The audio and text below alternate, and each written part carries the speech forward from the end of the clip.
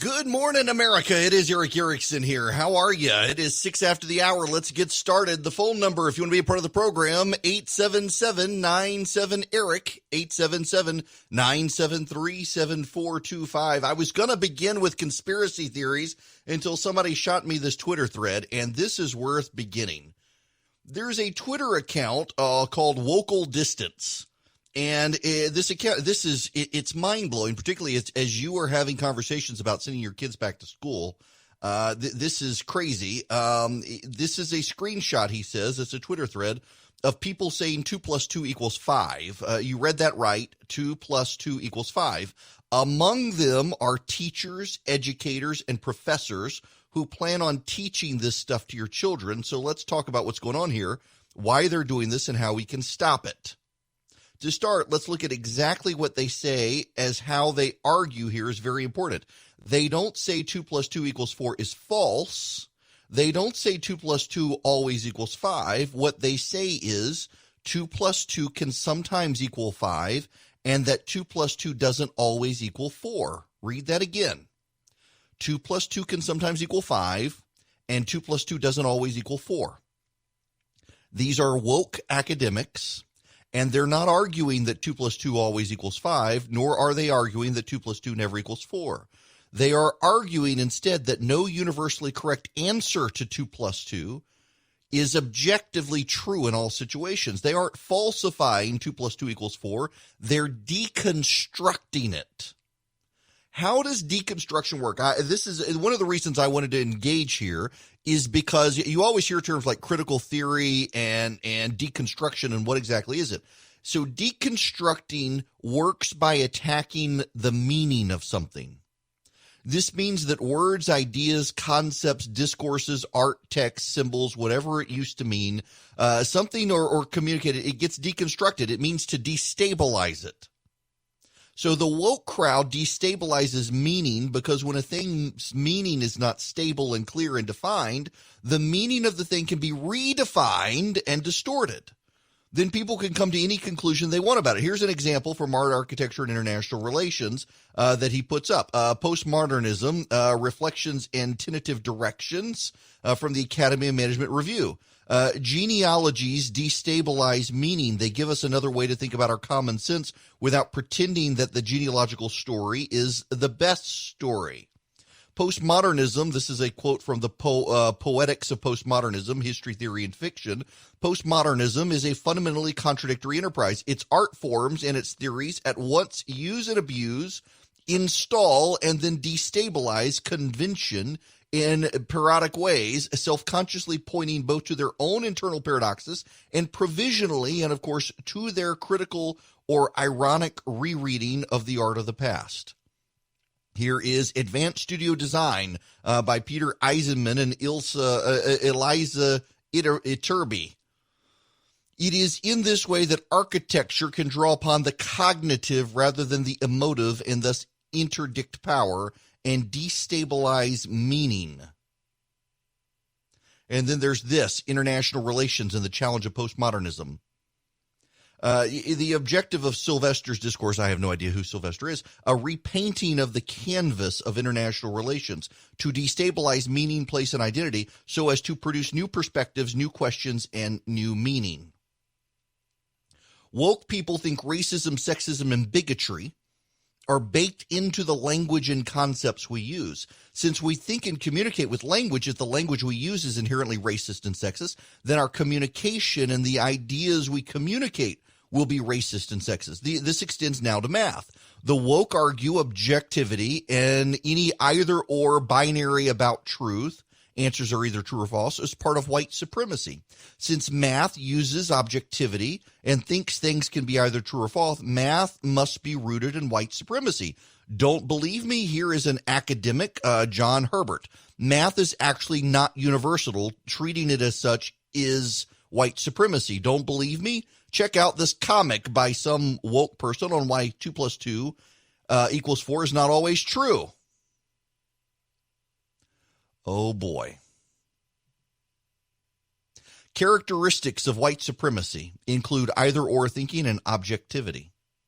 And then there's, of course, the National Museum of African American History, which says that emphasis on the scientific method is white supremacy. Now, here's Dr. Rochelle Gutierrez. She thinks math teachers need political knowledge. She thinks math is political, not just knowledge of teaching math. And she created a type of math where humans are no longer centered. What she teaches her students is as follows. Let me read you her biography. She's in Champaign, Illinois. She's a professor of curriculum for teachers. She teaches teachers how to teach. Dr. Gutierrez's scholarship focuses on issues of identity and power in mathematics education, paying particular attention to how race, class, and language affect teaching and learning. Through in-depth analysis of effective teaching learning communities and longitudinal studies of developing and practicing teachers, her work challenges deficit views of students who are Latinx, Black, and Indigenous, and suggests that mathematics teachers need to be prepared with much more than just content knowledge, pedagogical knowledge, or knowledge of diverse students if they are going to be successful. They need political knowledge. Her current research projects focus upon developing in pre-service teachers the knowledge and disposition to teach powerful mathematics to urban students, the roles of uncertainty, tensions, and Nepantla in teaching, and the political knowledge and forms of creative insubordination that mathematics teachers need to effectively rehumanize mathematics in an era of high-stakes education. She also builds up indigenous principles and has argued for a new form of mathematics where humans are no longer centered. I always thought numbers were the center of attention. Now, I got what is Nepantla? Nepantla is a concept used in Chicano and Latino anthropology, social commentary, criticism, literature, and art. It represents a concept of in-betweenness. Oh, I'm going to say bad words here. Now, this woman's paper begins with her quoting Dr. Kimmerer, who states that science and traditional knowledge can come together by listening to plants. This is an actual paper published in an academic journal. Science and traditional knowledge may ask different questions and speak different languages, but they may converge when both truly listening to the plants. Dr. Gutierrez says the idea math can solve anything is a fallacy. She asks why math values logic over intuition and asks students to use logic instead of intuition, and teaches people to critique reasoning rather than just appreciate its various reasoning attempts. She then suggests that rather than learning dominant math, students might go outside and learn and appreciate the patterns in bird songs. This is an actual paper. She actually writes in this paper, in lieu of a purely dominant mathematics curriculum, students might be asked to investigate how do we acknowledge, understand, and relate to the patterns in bird songs. Dr. Gutierrez also thinks it's important to ask students to consider how various forms of problem solving bring joy before finally bringing us to her big point. And in what ways might those forms solve problems and bring joy? How do those packages of wings and bodies relate to other packages in humans and other species and imagination? Where does the search for patterns fail to capture other meanings in practice? Does it spark joy? She states directly in her paper she's not trying to get closer to truth. It's an admission from a tenured professor of education at the University of Illinois, and she comes right out and says she's not trying to find truth. The I don't care about truth thing is common in social justice circles. For example, Kevin Bird, the one who pushed back on people for saying that 2 + 2 is always 4, admits that he doesn't care about what the truth is when he does science. In other words, the woke attack the meaning of ideas via deconstruction to dissolve them. They think racism and white supremacy is built into every area of Western civilization. They're not concerned with truth. So it should come as no surprise that Dr. Gutierrez thinks math has been controlled by global white supremacy. So every area of mathematics might come to the conclusions it does because of white supremacy. So even 2 + 2 = 4 might be racist or the result of Western imperialism. So this is where we are. What do we do? Well, you got to go back with clarity. You got to go to school board meetings and say social justice warriors need to sit down and be quiet. And you need to stand up to these people. Now, I bring all this up to start this because yesterday I spent some time on critical theory and what it all means. And interestingly enough, overnight, Tim Keller published a big piece on his response to justice of the day and the various forms of justice and why critical theory actually is the dumbest of them all. Whether you believe in the collective or you believe in the individual or you believe in critical theory is the dumbest, the shallowest, and the most contradictory. But here's the thing. Algebra comes from Islamic communities. Math, actually, you can highlight the universality of math if you believe in absolute truth. And that's a relevant point here for overwhelmingly white woke people in this country, that math actually has a universal component to it. It doesn't matter whether you're on Mars or Earth, whether you are Muslim or Chinese, whether you are from sub-Saharan Africa or the southern tip of Argentina and South America or an Eskimo village in Alaska. 2 + 2 always equals 4. It doesn't matter where you are. That's why some of the brilliant mathematicians of old were Chinese or Islamic or Greek. Pythagoras was not exactly a white dude. And yet we have this woke society now in control of academia, or increasingly in control of academia. We have political people on the left who want to give voice to this stuff. And essentially what they're doing is they're defining deviancy down, but they're also defining intelligence down. They're essentially trying to give kids passes on not learning, and they're setting these kids up for future disadvantage. Here's the thing. Even in communist societies, look at China, look at Russia, look at the Soviet Union of the day. Even in those societies, some people get ahead. They love to paint this utopia, but there's always an academic and an intellectual elite. And in this country and in capitalist societies, we have tended to make our elite based on a meritocracy. Jeff Bezos is the world's richest man because he invented a product and a service that does the world a lot of good. Bill Gates is a fabulously wealthy person because he took computing to the masses. People are rewarded for their ingenuity. In communist society, that's not actually the way it works. In communist society, it is the people who have the in with the political elite who then can become the business elite. They get the preferred contracts. And we're seeing this more and more in this country. And frankly, it's on both sides of the aisle. You've now got people on the right saying conservatism has failed. What we need to do is reward our friends when we have power in the way the left rewards their friends when they have power. It's not intellectually honest. It's consistent, but there's no intellectual honesty to it. You're not actually elevating the meritocracy. We're seeing this infest people on the left and the right. But it is worse in academics. And the problem here is this is actual racism. When you tell the black child you don't need to accept that 2 + 2 = 4, it can be whatever you want it to be. Let that black child then go out and get a job as a cashier at a McDonald's, where 2 + 2 is going to equal 4, or you're going to get sued or arrested for shortchanging the customer. Is that then white supremacy? Essentially what they're doing is saying that the rules of the world no longer have to apply. But the reason they want to say the rules of the world no longer have to apply is because they want to break down the rules of the world, because they believe those rules were the product of Western civilization, which is the product of white supremacy, and they want to write rules in their image. But the problem with writing the rules in their image is they've already acknowledged that objectivity and truth are bad. And so they want a destabilized society where they can continue to in this bizarre, like an Escher print of reality, rearrange the stairs at every opportunity to always give themselves an inherent advantage. See, if you're on the left and you believe in critical theory, you see everything through the lens of power. The whole world does not exist based on the lens of power, believe it or not.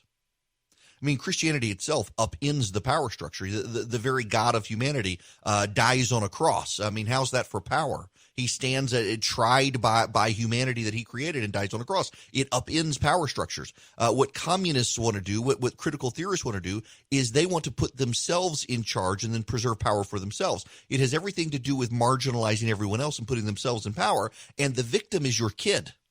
if you're black or Hispanic in particular, and you're going to a public school where these people have taught the kids who teach your kids math, suddenly math no longer applies. The great universal program. You know, what was the movie? The math, the women at NASA.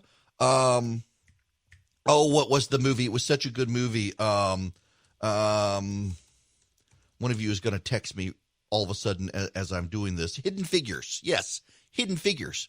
This was one of the great points of the movie, is that math was so universal, it transcended blackness, it transcended whiteness, it transcended racial barriers. A black woman could help Alan Shepard orbit the planet, or John Glenn orbit the planet and get safely back to Earth, because math transcended race. Math was universal. It didn't matter whether you were black or white. Everyone had access to the tools because everyone knew 2 + 2 = 4. When that breaks down by paternalistic white people, you're essentially preventing future Mary Jacksons from ever happening. You're preventing future Hidden Figure stories from ever happening, because you're preventing kids from learning a universal language that is mathematics, a language that is reflected in the universe itself. All because you want power and believe you've been marginalized, and you're willing to hold the future hostage. Welcome back. It is Eric Erickson here. The phone number is 877-97-ERIC, 877-973-7425. They are winding down the census ahead of schedule. At the end of September, they're going to wind down the census. This is actually notably important. You need to fill out your census. Now, listen, if I'm not going to make you fill out your census, but do understand that they may show up at your house if you don't go on and fill out your census. And if you fill out your census online at my 2020 census, something like that, my 2020 census, yes, .gov. If you fill out your census at my2020census.gov, they won't come to your house, and 2, you get the short survey. If they come to your house, they're going to ask you all the detailed questions. How many toilets do you have? What do you do for a living? How long have you had that job? What do the people in your house do? All the annoying stuff. And by law, you're supposed to answer that stuff. The bigger issue with the census, though, that you need to understand is that the census is about dividing up federal dollars. Now, you're saying, well, I'm not going to fill out the census because I don't want the money spent. The money's going to get spent. The money's allocated. The money for the census is automatically allocated, and it's either going to go to Georgia or it's going to go to New York City or Florida or somewhere else. So if you fill out your census, the more people in Georgia who fill it out, 1, we may be in line for another congressional district, and 2, you may actually be allowed to you may be able to get more money for your local school district.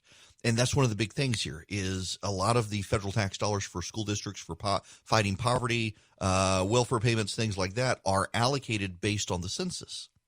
And again, this is important for small government people like me. You need to understand this, that you refusing to fill out the census doesn't mean there's going to be less money spent. It just means that money's going to be spent in a different state. So my2020census.gov is the website. And there are parts of Georgia, particularly in North Georgia, that are running behind in filling out the census. And that means that those parts of the state could be deprived of revenue compared to other parts of the state. Because remember, it goes down to the census tract and to the zip code as to how the money is allocated. So if more people in South Georgia fill out the census than people in North Georgia do in those counties, the South Georgia counties that register larger populations than the census are going to get more allocated dollars than those in North Georgia counties that failed to do it. It is a competition within states as well as among the states, and it is vitally important that everybody does it. My2020census.gov is the website. You can go and get started, fill it out. It takes less than 10 minutes to do. I did it myself online because I don't want the annoying census worker to show up at my house and start grilling me on how many toilets I have and how many cars I have and the like. All they want is your name, the names of those people who live in your house, and whether they're male or female, and your race, basically, and whether or not you have a job. And they're, by the way, by law, by the Constitution, they're entitled to get that information for you. Don't say it's none of their business. Actually, it is their business, and they can do it. You might as well get it done so you don't have somebody knocking on your door before the end of the year to get it, because they will show up at your door if you don't fill it out online. So go do it now. It is Eric Erickson here. The phone number is 877-97-ERIC, 877-973-7425. To the phones we go. First, we're going to go to Tom in Atlanta. Welcome. Hey, how you doing, Eric? Good. How are you? I'm okay. Hope you're healthy and everything, and everybody there and your families. So, two things. First, to your point about people not being able to make change, well, there seems to be this progressively increasing movement to have us use less and less cash. So if that ever takes root where there is none, then you just show up and you use your biometric identifier for some card or something, and the people at the on the other side of the register, if that even happens anymore, if everything isn't done online, then that won't be an issue. They won't need to know the math. And the second point is, do you think, or the question for you is, do you think, as a biblical scholar, do you think we have entered or are about to or in the middle of it, big T or lowercase t tribulation? Okay, so I will tell you my worldview on this one, Tom. That is a good question. Do I think from Tom, have we entered the big tribulation or the little tribulation, capital T or little t? Are we in the end times? And I've talked about this before, and I honestly, genuinely think that it doesn't matter. I am an amillennialist with premillennial sympathies. And let me explain. I want to be cautious how I do this. There are clearly things happening now, but we have to be mindful that in the past, people also saw at their times things that happened, and they presumed the end was upon us. The collapse of Rome was a global psychological phenomenon. I mean, we think, let's just say, let's say tomorrow Washington, D.C. goes up in smoke. It would be a global psychological phenomenon. It would rattle the world to its core if that happened. And that's essentially the barbarians sacking Rome. That was akin to that. The entire world thought something, some upheaval, some end of time event was happening, and it wasn't. In World War I, people were dealing with a Spanish flu that was killing many more people faster than the war itself was killing people. And people thought the end was nigh. You know, eschatology, the study of the end times, is always written from your vantage point, and you read the eschatological works of the people during the Rome being sacked, and there was a deep pessimism setting in. Same in World War I. But, you know, in the early 1900s, before World War I set in, the eschatology, you've got a second great awakening happening in this country. People were very positive. In the early 1800s, in the run-up to the Civil War, a lot of people very positive. After the Civil War was over, again, you got a lot of people positive thinking. We're in a tumultuous time, but it's just a new time for us. It's not a new time for the world. So I don't think you can say, yes, this is the end. This is it. We're on the glide path to the apocalypse now. I mean, the theological reality is that since the resurrection, we have been on the glide path to the second coming. But I don't think it matters, nor do I think that we should dwell on it.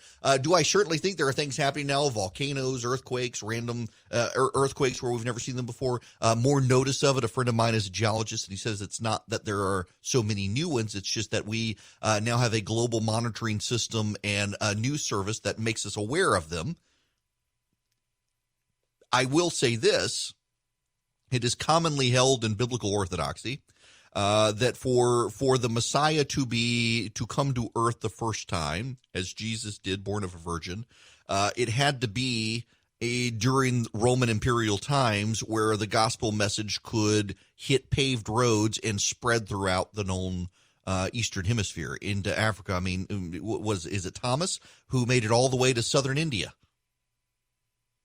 That Christ, if he was born before then, there would not be essentially a Western empire in which his dominance could spread, his message could spread. It would have been much more sporadic. Now, if he's coming back and Scripture says that the whole world will see, he could not have come back before this moment because we did not have a global communications infrastructure where if he shows up in Jerusalem, the rest of us can get a live TV feed to be able to see it. So he couldn't have come back before now technologically just for all of us to see it as Scripture says it would happen. Do I think we're closer? Yes. Do I think it'll happen in my lifetime? Probably not. My kid's lifetime? Maybe so. Clearly something is happening. But again, it's important that, one, it doesn't matter because, two, you don't know the day, and three, you're supposed to focus on the present.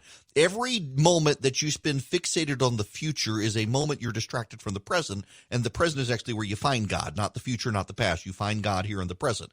And when you spend all of your time worried about what the future is going to be like, you miss the tangible blessings that you have right now. When you spend all of your time fretting that today is not as good as yesterday, well, then you've made yesterday an idol, and you too are in sin. So don't worry about what happens tomorrow or the next day or when the second coming is or is the apocalypse upon us. Worry about this moment right now. Tomorrow will take care of itself. What can you do to be a good person to love your neighbors today? That's what matters, which is why I don't like to spend a ton of time on the eschatology of where we are right now.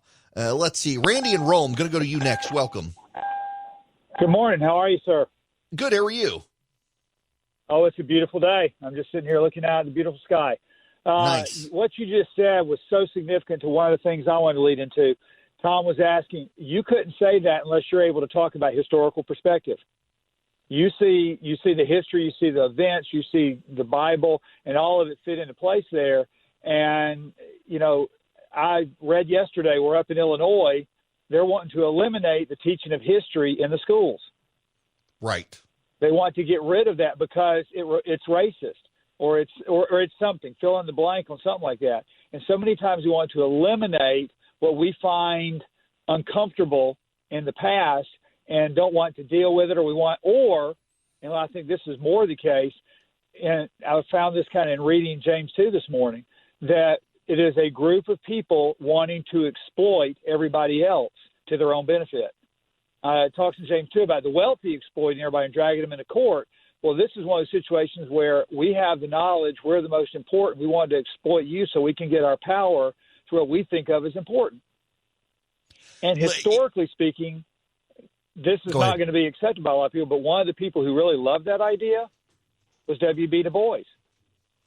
He believed very strongly in the talented 10th, that top 10% of the elite.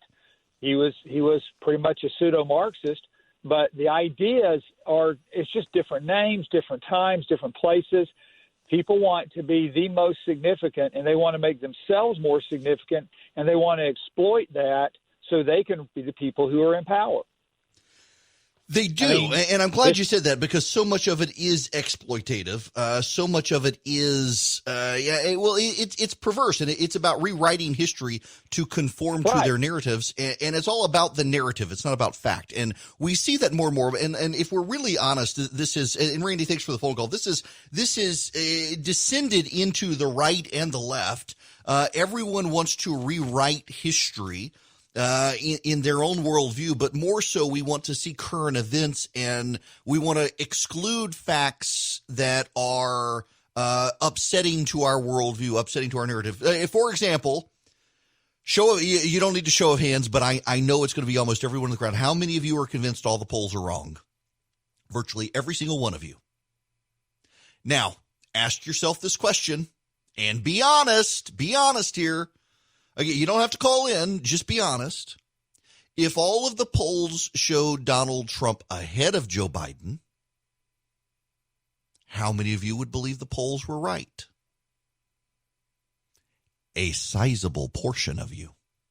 They don't tell you what you want to hear, so you dismiss it, as opposed to dealing with the reality. You concoct, well, they were wrong in 2016. Actually, they weren't. Hillary Clinton did win the popular vote by less than a percentage point off from what the polls said she would.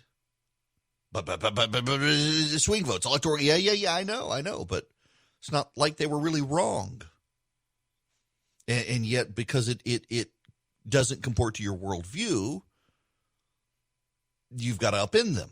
The left does this as well. And the left is very notorious about this because the left believes that whoever controls history actually can be dominant. This is I mentioned this Tim Keller thing earlier. Let me read you some of this. He's talking about a biblical critique of secular justice and critical theory.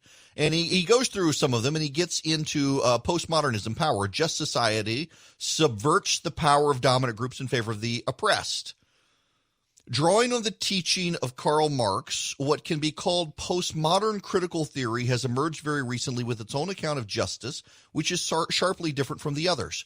Because it has taken shape more recently and has come on the scene so forcefully, we will take more time to describe and interact with it.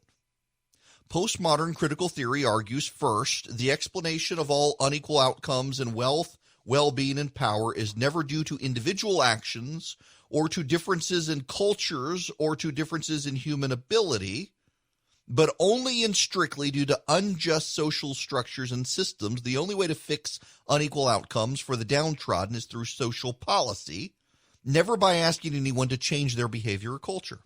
Second, all art, religion, philosophy, morality, law, media, politics, education, and forms of the family are determined not by reason or truth, but by social forces as well.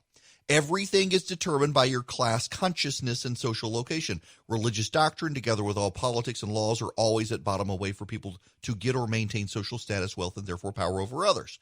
Third, therefore, reality is at bottom nothing but power.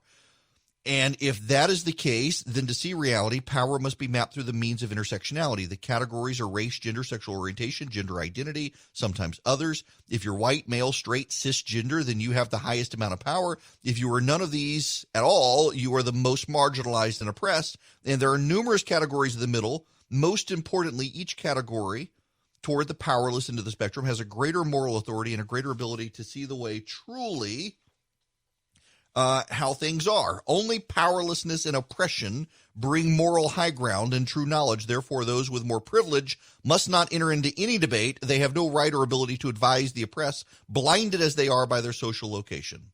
Fourth, the main way power is exercised is through language, the dominant discourse. The dominant discourse is any truth claim, whether grounded in supposed reason and science or in religion and morality. Language does not merely describe reality, it constructs or creates it. Power structures mask themselves behind the language of rationality and truth. Now I'm going to skip down a little bit and get to what he says as a quick biblical analysis of this. It is deeply incoherent. If all truth claims and justice agendas are socially constructed to maintain power, then why aren't the claims and agendas of the adherents of this view subject to the same critique? Why are the postmodern justice advocates' claims that this is oppression unquestionably morally right, while all other moral claims are mere social constructs? If everyone is blinded by class consciousness and social location, why aren't they? Intersectionality claims oppressed people see things clearly, but why would they if social forces make us wholly what we are and control how we understand reality? Are they less formed by social forces than others? And if all people with power who call the shots socially, culturally, economically, and control public discourse inevitably use it for domination, then if any revolutionaries were able to replace the oppressors at the top of society, why would they not become people that should be subsequently rebelled against and replaced? What would make them different? The postmodern account of justice has no good answer for these questions. You cannot insist that all morality is culturally constructed and relative and then claim that your moral claims are not.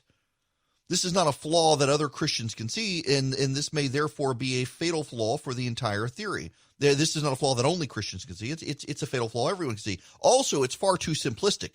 The postmodern view of justice follows Rousseau and Marx, who saw human beings as inherently good or blank slates. Any evil is instilled in us by society, by social forces, by systemic forces. So the pathologies of poverty, crime, violence, and abuse are due to only one thing, social policy. But biblically, we know we're complex beings socially, morally, and constitutionally.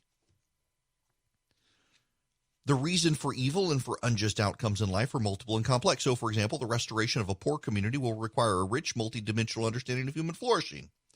It also undermines our common humanity. Biblically, we're primarily individuals before God, made in his image, and secondly, members of a racial nationality. The postmodern view makes one's racial or group identity primary and supersedes all loyalty to nations or the human race or anything else. And it denies our common sinfulness. Now, that's Tim Keller writing, and his points are great, and this is what we're seeing now on the left with these constructs that they claim, that somehow if you're a white dude who believes in Jesus and you're married and has kids, you're not allowed to play a role in any conversation, and if you're a one-armed hermaphroditic Muslim transgender lesbian, then you're the person who should reign supreme over everyone else.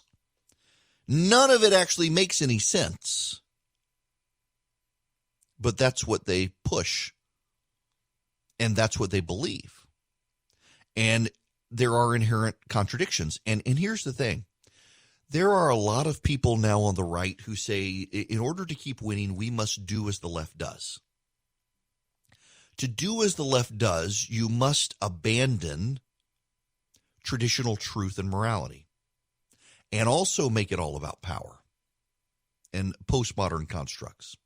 The problem here is intuitively most people know that that's garbage. Even in communist societies, most of the communists knew it was garbage. They just did it because they didn't have a gun and they couldn't take power themselves. The way to beat the left is not to behave like the left, and the way to beat the left is not to twist power and language like the left. The way is to actually speak truth, real truth, objective truth, because most people actually recognize that, and your speaking truth reveals the crazy on the other side. And I think we in politics sometimes forget that. The boldest person is the person who stands up and says the truth. And oftentimes they're not liked, but they're the people that ultimately everyone winds up listening to, because in a world full of crazy, the truth teller stands out as smart. I just put that piece by Tim Keller up on my Twitter feed. If you follow me on Twitter at EW Erickson, you can find it, and I'll put it on my Substack later today as well. If you subscribe to my newsletter at ewerickson.substack.com, I'll push it out. It's actually a very, very good read. And as someone who kind of values individual liberty over everything else, it definitely calls me to task a little bit as well, that sometimes we do have corporate responsibility, and it's worth reading. I want to take a segue from politics and everything else. I really do want to get into conspiracy theories and stuff, because man, there's some interesting data, also mail-in balloting and all. But I want to put this out there to you if you're interested at all. There is a group out there called Arch on Ready Group, and they are former special operators, some of them still engaged at the contractor level, and they are doing a gun school in Atlanta the weekend of December 5th. It is pistol one day, rifle the next day. It is incredible training, genuinely incredible training. This is not an ad, by the way. My wife and I just signed up for it. And I know they haven't really done a lot of PR efforts. I know one of the guys who is on the board of Arch on Ready. I speak very highly of this group. I mean, it is incredible training what they do. They go around the country. They focus on training SWAT teams. But when they go to a city, if there's demand, they'll also do a civilian training program. And so we signed up for the civilian training program. It's pistol one day and it's rifle the next day. And if you go to my Instagram page, you can see it. But if you're really interested, I put the link in. If you text the word data to 33777, text the word data to 33777, there's actually a link at the top I'll send back to you, and it's their reservation page. I want to say it's like $500, but it's over 2 days. And it is SEALs and Delta Force guys who they teach you the physics of it. They teach you use of the gun. They teach you why certain things are always done, why certain things are recommended. It really is just informative. Even if you're a pro, it's very challenging. Colin Noir actually went through the program very recently in Las Vegas and was talking about it on his YouTube page about how it was even challenging to him. If you're interested at all, text data to 33777. You'll see a link to it as Archon Ready Group. This is also a perfect time for me to tell you about True Precision. True Precision, a great sponsor of this program. I'm actually going this evening with an ambassador who will remain nameless, or I guess a counsel general. We're going to shoot guns, and I will have my concealed carry gun with me from True Precision. If you want to find out more, go to true-precision.com. They don't make guns, but they make upgrades to your existing guns. Slides and barrels, triggers, sights. They can refurbish your guns. I've got a concealed carry Glock 43X from them. It is phenomenal. It is a phenomenal gun. It is a work of art. And I highly recommend them because of their upgrades that they can do. No, it's a cool looking gun. And if you're going to have a gun, distinguish it from everybody else's gun. Theirs is a great way to do it. Their barrels are fantastic. The sights, I haven't upgraded my trigger yet with them yet. They've got these Axiom triggers, and I want one of those. And they just got some in. If you go to true-precision.com, that's their website, you can order their parts online to ship to you. If you use ERIC as a checkout code, you'll get 10% off. ERICK as your checkout code, you'll get 10% off. Highly recommend True Precision. Make your gun stand out on the gun range. Make your gun stand out in general. True-precision.com is their website. Good morning and welcome. It is Eric Erickson here. It is 10:06 my time. Some of you may hear me in delay, but I'm telling you what time it is. You should all be hearing me live anyway. The phone number is 877-97-ERIC, 877-973-7425. If you want to be a part of the program, you are allowed 877-973-7425. And now, my friends, we must do what I intended to start the show with. If you weren't here for the first hour, we actually spent way more time than I intended on woke mathematics. Believe it or not, there is a growing movement among educators, not mathematicians, mind you, but educators who teach your children how to teach other children. And they want you to get rid of the idea that math is objective and absolutist. So if you think 2 + 2 = carrots, then look, if you truly believe that 2 + 2 = carrots, then who cares what white supremacists say? Who cares what those white supremacists like the Islamic inventors of algebra would tell you? No. 2 + 2 can equal carrots in your house. Well, yeah, I wanted to actually start the show with conspiracy theories. So let's talk about conspiracy theories, because I have strongly held views on conspiracy theories. And let's be honest here. Every single one of you believes a conspiracy theory, myself included. Some of us just don't talk about our conspiracy theories because we know they're kind of crazy. I'll tell you mine. I'm not afraid to tell you mine. I think that much like the Soviets in the 1980s, the Chinese have sympathizers in media outlets around the country who shape a pro-China, anti-American narrative from their American media purchase, and some of them are probably on the Chinese payroll. I believe that to be true with no evidence. But there's a lot of evidence out there. That their sympathy towards China is out there. The United States, being a free society, will always have people opposed to it who hate those freedoms. You know, you've got the Jacobin publication now out saying that mom and pop shops need to be devalued, that they don't pay fair wages, and they're bad. The Jacobin is a far left socialist publication. Who knew they suddenly like Walmart? Charlie, my producer, pointed that out on Twitter a while ago. Suddenly Walmart is good for these people. The big box stores for the win. But so the reason I wanted to bring up conspiracy theories, the reason I want to talk about conspiracy theories right now is a conspiracy theory that a quarter of Americans believe, and it does not matter your politics. Left, right, and center. There actually is a conspiracy theory that has captured the minds of a quarter of the population. And that is that a group of elite somewhere are responsible for COVID-19. That is the prevailing theory of the day. a conspiracy theory. A quarter of the population believes that someone somewhere, some elite group, is responsible for the virus. Now, let's delve into this, because it doesn't, people, if you're on the left or the right, you blame someone else. If you're on the left and you believe that a group of elite started the virus, you tend to blame the president and his team, and it is their way to capture more power and ignore the election and set up an authoritarian, totalitarian regime in this country. If you're on the right, you believe it was Bill Gates and Dr. Fauci, or you believe it was an intentional plot by the Chinese. Now, some people on the left also believe it was an intentional, willful plot by the Chinese. But there's a kernel of truth here in that, yes, I think the prevailing sentiment at this point is that the coronavirus that began spreading in China did spread earlier than we first thought, and it did come from this bioweapons laboratory in Wuhan, China.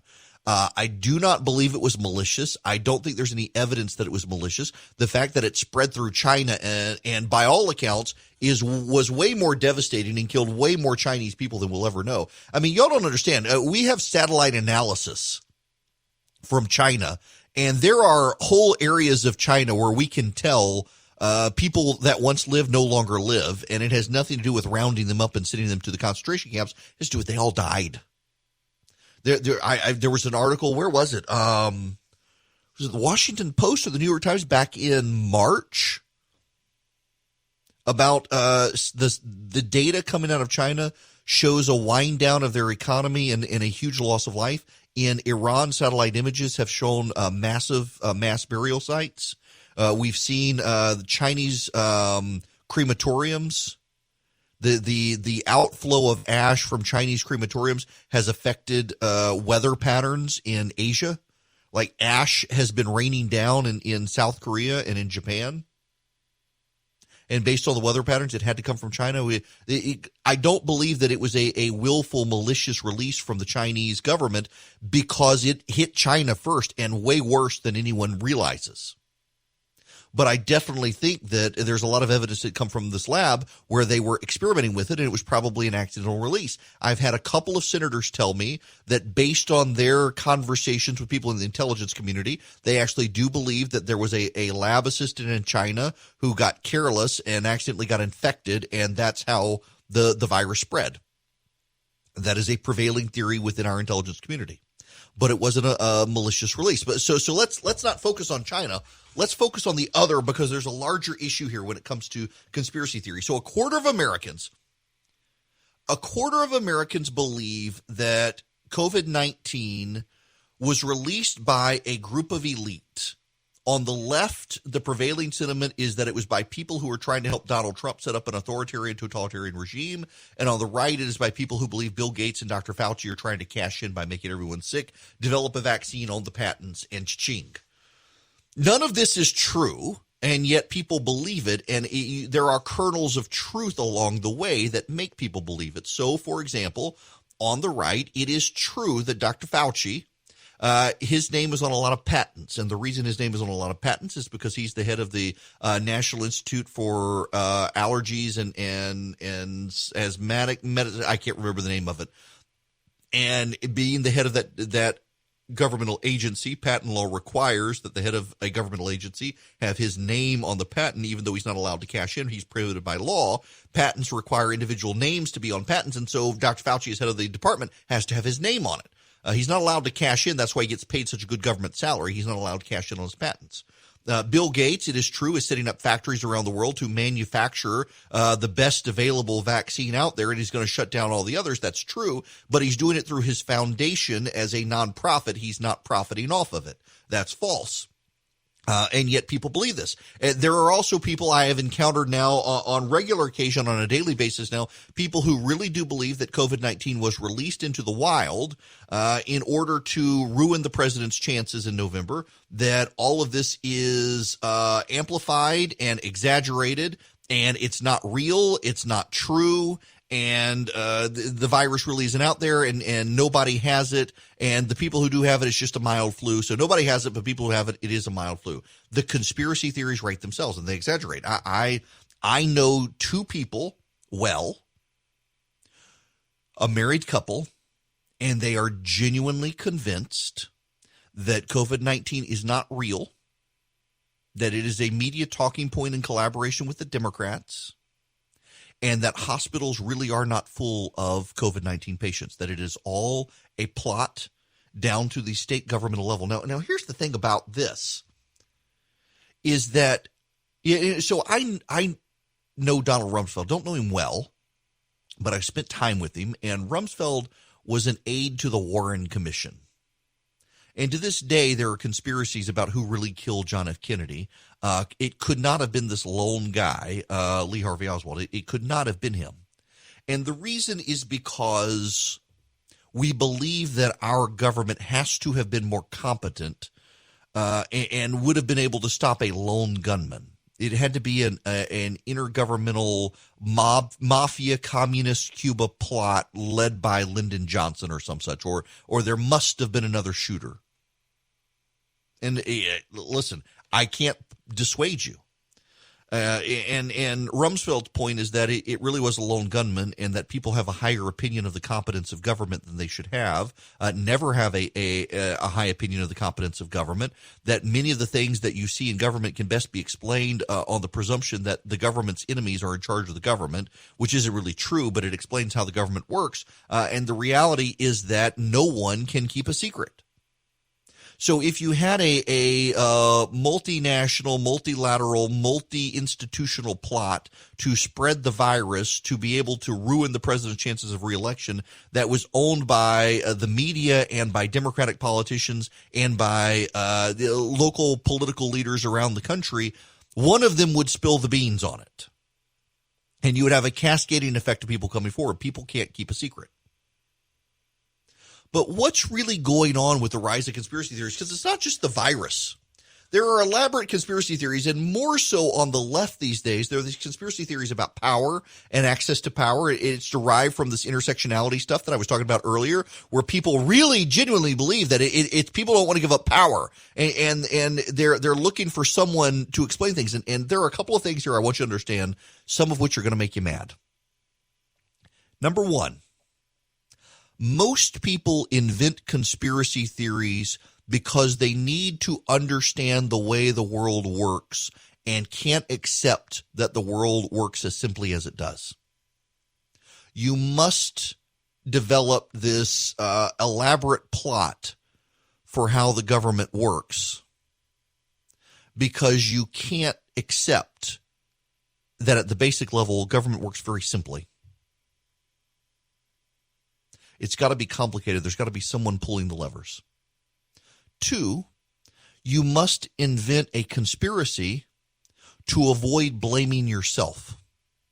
You suck. You failed at life. Something bad happened to you. And therefore, you must construct in your mind a conspiracy that it really wasn't your fault so that you never have to own up to your participation in the bad thing that happened to you. It was someone was out to get you. There was a governmental plot. There was a media plot. All of these things transpired to get you. You can't accept the reality of your situation. You don't want to admit defeat. You don't want to admit your own failure. So it must be a conspiracy. Three, the world is actually far more simple and easy to understand than what you imagine because the world seems so complex. So you've got to invent a conspiracy to make it complex. Two, you can't accept responsibility for your own fault, so there must be a conspiracy. And three, you take tangible parts of truth inside your confirmation bias and prejudice, and then you narrate in your head a story to tell you and explain to you what has happened that makes you sleep well at night. So your conspiracy theories are the world must be complex, therefore you invent complexity through conspiracy. You can't accept blame for your own faults, so therefore you must invent a conspiracy to blame others. It really wasn't your fault. It was this elaborate conspiracy. Or three, you just need to sleep well at night. And so you've got to invent this conspiracy.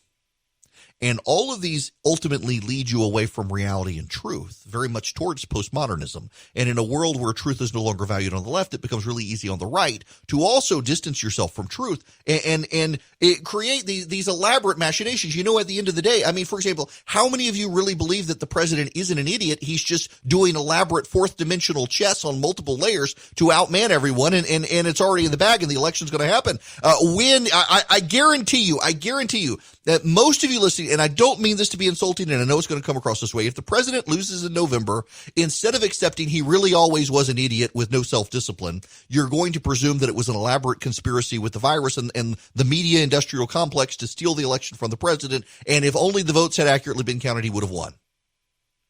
I mean, and the president's own team has played into your conspiracy mind by casting doubt on the election already, knowing where this is headed. Listen, the polling is not all wrong. These people do have jobs. They want credibility. They're not intentionally sabotaging the polling. And frankly, most of you at the polling showed the president was ahead. You would believe the polling, but because it doesn't tell you what you want to hear, you're refusing to accept it. It's all elaborate confirmation bias and your own prejudice inside your own bubble. Everyone you know believes something, therefore it must be true, even if it's not true.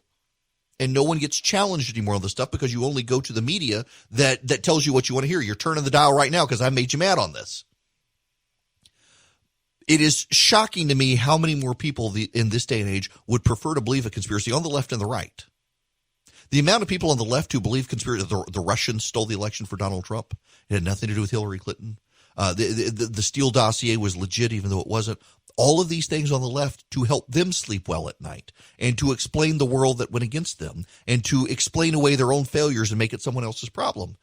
You know, at some point there really is real truth and there really are real facts, and we have an obligation to get them and not just get them from the single source that tells us everything we want to hear that confirms all of our biases, because oftentimes they're all more interested in shaping a narrative and telling you a story than telling you the truth. And you got to learn to distinguish between the narrative and the actual truth of the matter asserted. Hello there, it's Eric Erickson here. The phone number, if you want to be a part of the program, is 877-97-ERIC, 877-973-7425. This hour of the program is brought to you by First Liberty Building and Loan. They're in Noonan, Georgia. They are local to us here in Georgia.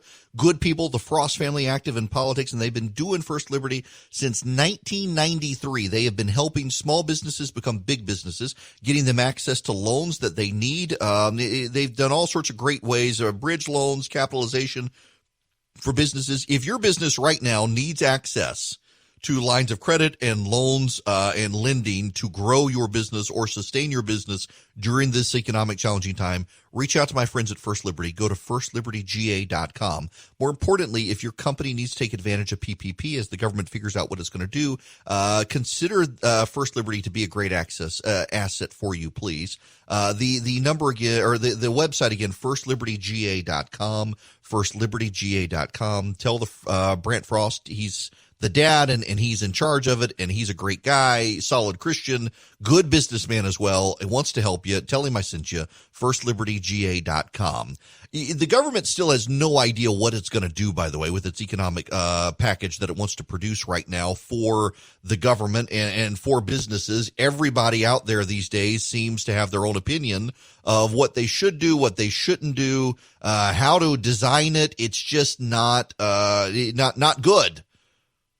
Everybody is beside themselves on the solution. Everyone is talking past each other. No one seems to have a real answer. And then you've got people like Jim Clyburn, who admits the Democrats can't even just do a short-term extension. Listen to this. It cries out for leadership. We need national leadership, and we're not getting it. Senate Republicans did try this past week to pass a one-week extension of the additional $600 a week unemployment benefits. Democrats blocked it. So why not, if it's so needed, and it certainly seems to be, agree to the short-term fix while you're negotiating a longer deal? Because we need to have a well-coordinated activity here. We passed the HEROES Act in the House. Why won't they then bring the HEROES Act or whatever part of it they would like to the table? They won't do it. They passed out the so-called HEALS Act. I don't remember exactly what it stood for, but not even anything for state and local governments. Nothing for unemployed people. That's why we won't do it. Right. Well, that's understandable, but that's what you're negotiating about, right? So isn't it just frankly, a political play to not allow the at least 1 week extension while you're trying to maximize your leverage? Well, then we always trying to maximize leverage. They're trying to maximize leverage. How long ago did we send them this law that we passed in the House? In other words, it's all political for the Democrats right now. It's political gamesmanship that they are engaged with here to not get a plan. They're trying to drag this out. And, of course, the Republicans, very much like the police reform package that Tim Scott produced, the Republicans were willing to pass it. It had much of what the Democrats wanted, and then the Democrats decided to filibuster. The filibuster, that Jim Crow era tactic, as Barack Obama described it the other day.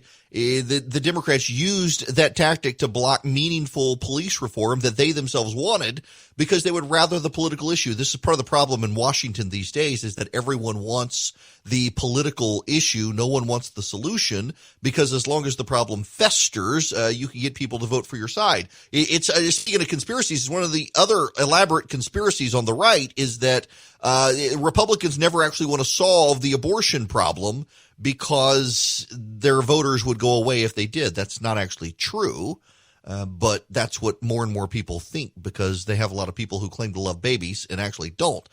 These Republican voters can't admit, one, they've been lied to, and two, also that you do have to have 60 votes in the Senate to get things through. So votes actually matter, not conspiracies.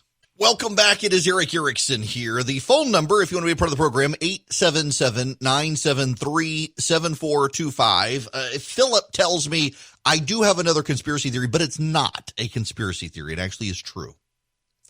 He believes it is a conspiracy theory that I'm convinced demons have Twitter accounts. No. That's actually true.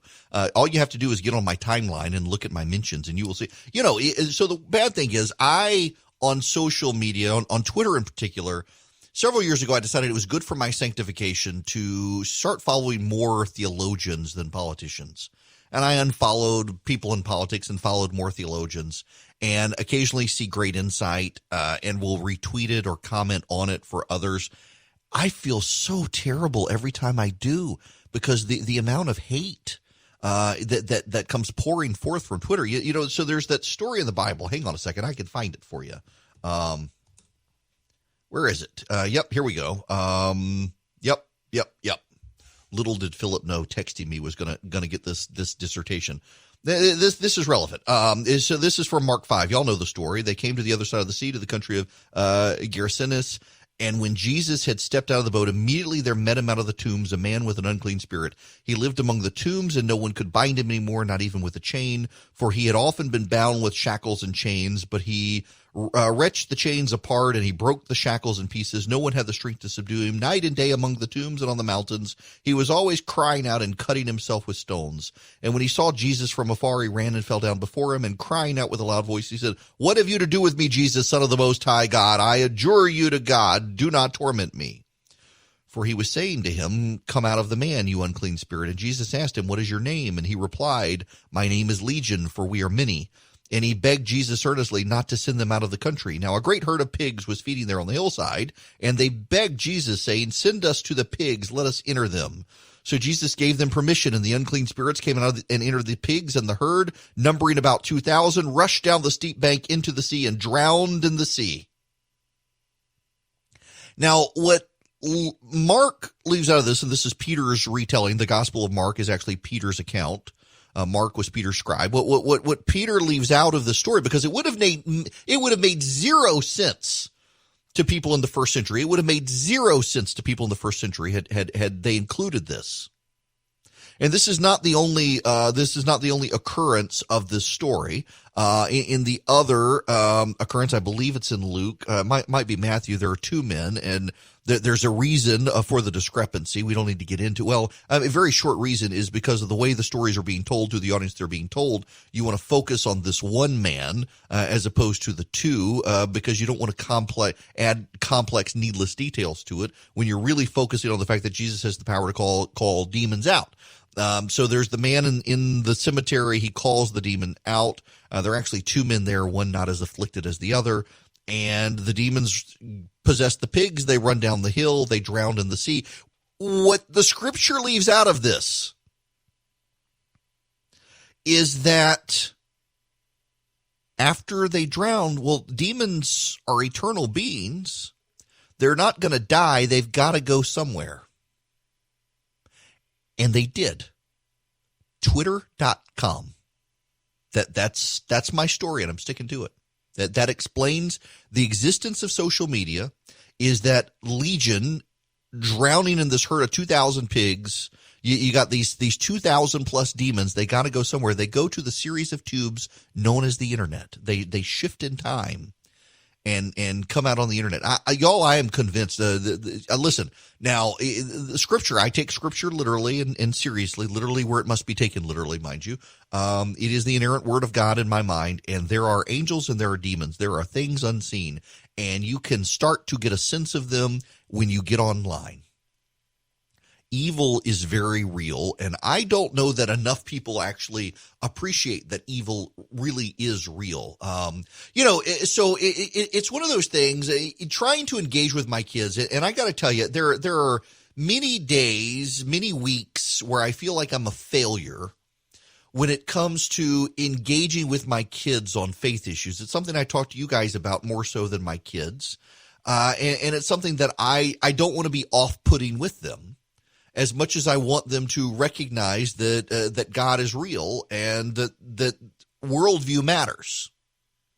And prioritizing your life with God first, even above your parents, matters.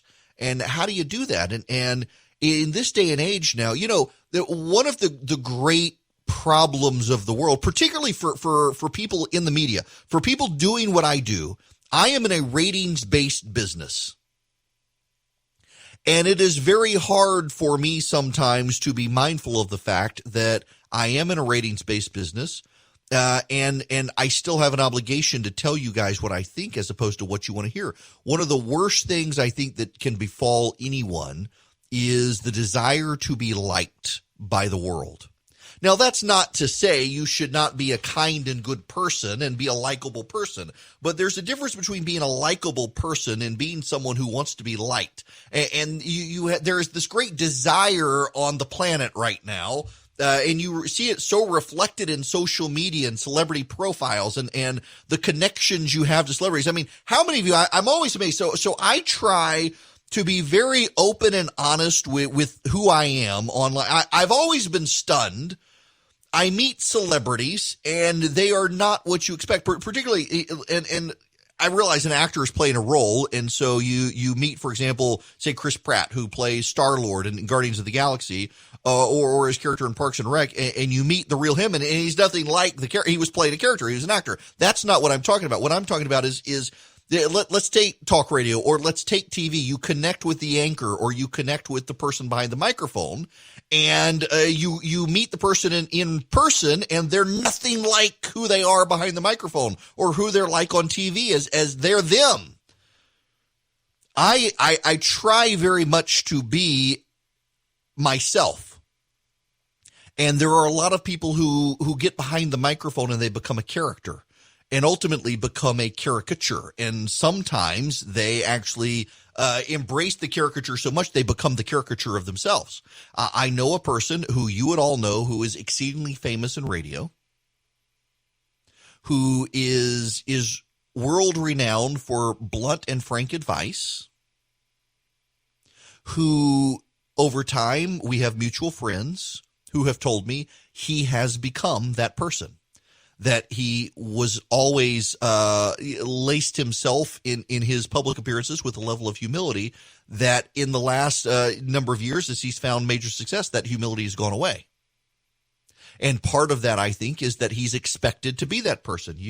When you expect someone to come in and give you blunt advice and they don't, you're like, well, you're mendacious, you're two-faced, you do this on the radio, but you don't do this in person. And there's always a balance there. I always try to be who I am.